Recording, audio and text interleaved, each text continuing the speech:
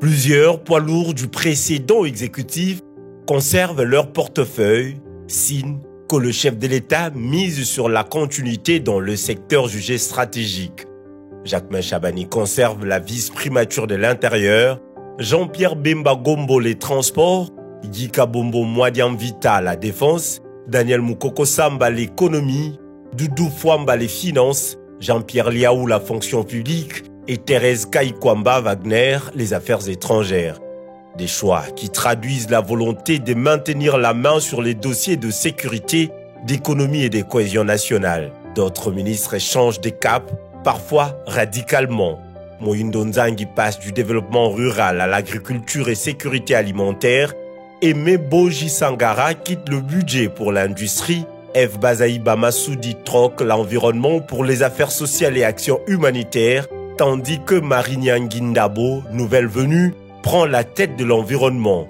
Guillaume Ngefa Tondoko Andali hérite de la justice, portefeuille sensible dans un contexte de débat sur l'état de droit. 3 entrées retiennent particulièrement l'attention. Adolphe Mozito, ancien Premier ministre, nommé vice-premier ministre et ministre du budget. Eliezer Ntambwe, journaliste et ex-député au poste délégué des anciens combattants. Et Floribert Anzoulouni, candidat à la présidentielle de 2023 à l'intégration régionale. Autant de signaux adressés à des sensibilités politiques variées, tout en élargissant la base de l'Union sacrée.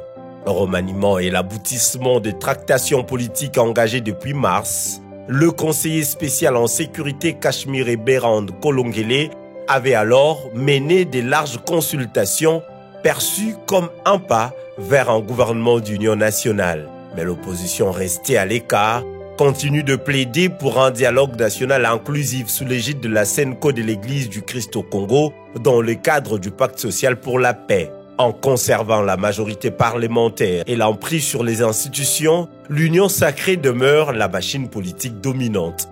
Le gouvernement Souminois II, mélange de stabilité, d'ouverture et de repositionnement, reflète un équilibre finement négocié.